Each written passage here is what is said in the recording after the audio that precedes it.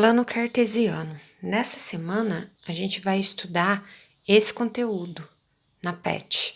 Plano cartesiano é quando a gente tem o desenho de duas retas, uma na horizontal e uma na vertical, em que a gente vai localizar vários pontos seguindo os pares ordenados que eles representam, que é como se fosse um endereço deste ponto.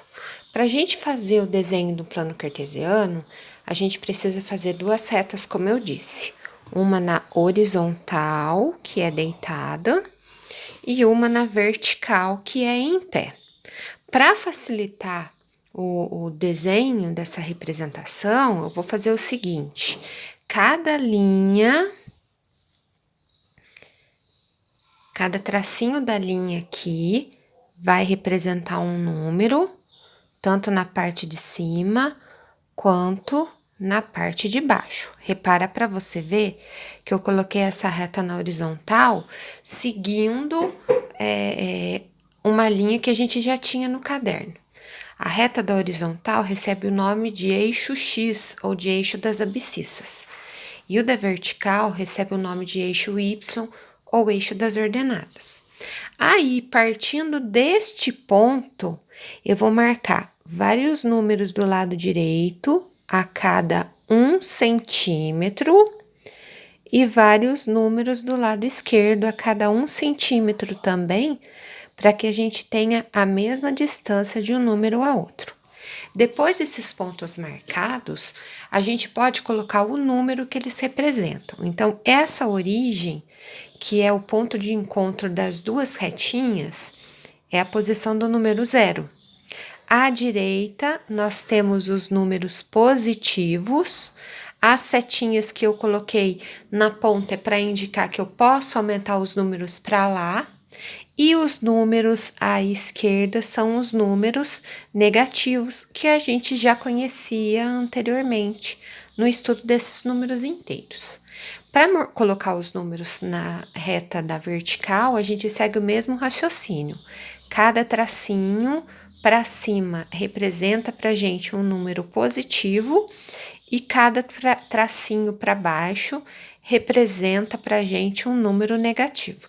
Então, eu coloquei do 0 até o mais 5, do 0 até o menos 5 no X, do 0 até o mais 5 e depois do 0 até o menos 5 no Y. Esse é o par plano cartesiano representado. Quando a gente vai localizar um número nesse plano cartesiano, que é um ponto, a gente precisa do endereço dele para que a gente consiga verificar a localização certinha. E esse endereço é representado na forma de um parzinho, um par ordenado que a gente fala. A gente dá o nome ao ponto de uma letra maiúscula e dentro do par a gente tem dois números. Esses dois números é para representar o endereço que esse ponto vai ficar dentro do plano cartesiano. Então, eu vou considerar o ponto A de coordenada 2 e 3, o ponto B de coordenada menos 1 e 4, o ponto C de coordenada menos 4 e menos 2, o ponto D de coordenada 2 e menos 5, o ponto E de coordenada 1 e 0 e o ponto F de coordenada 0 e menos 5. Então, para que a gente localize todos esses pontos, a gente tem que observar o endereço de cada um. Então, o parzinho A de coordenada 2 e 3, a gente tem que entender o seguinte: sempre que a gente tem um parzinho, um par ordenado, primeiro é o valor que a letra X possui, depois é o valor que a letra Y possui. Então, para eu descobrir a localização do ponto A, eu preciso descobrir o 2 do X e o 3 do Y. E para unir os dois, eu vou subir o número 2 até a altura do 3, venho com o número 3 à direita, onde essas setinhas se cruzaram, é a localização do ponto A. Você pode fazer uma reta inteira, ao invés de pontilhada como eu fiz, mas tem que ser bem levinha, porque a resposta é a localização do ponto, não a reta que a gente vai marcar. Já o ponto B, o endereço dele é menos 1 e 4. Menos 1 do X, que é esse, 4 do y, que é esse, porque sempre a gente procura primeiro no x, depois no y. Então, eu vou subir o menos 1 até a altura do 4, venho o 4 para a esquerda, se encontraram nessa localização, que é o lugar onde o ponto B vai ficar. O ponto C, a coordenada dele é menos 4 e menos 2. Então, menos 4 para o x, menos 2 para o y. Então, eu vou descer o menos 4, vou vir o menos 2 para a esquerda, se encontraram nessa localização, que é o lugar do ponto C. O ponto D tem coordenada 2 e menos 5.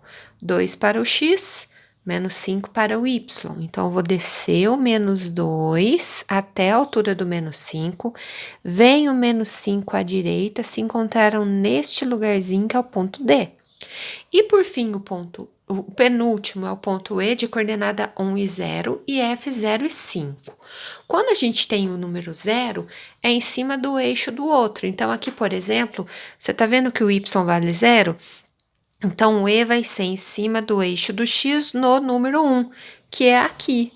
Eixo x, número 1, localização do ponto E. Já o ponto F, 0 e menos 5, ele vai estar sobre o eixo do y, sobre o número menos 5, que é este aqui. Essa é a localização do ponto F.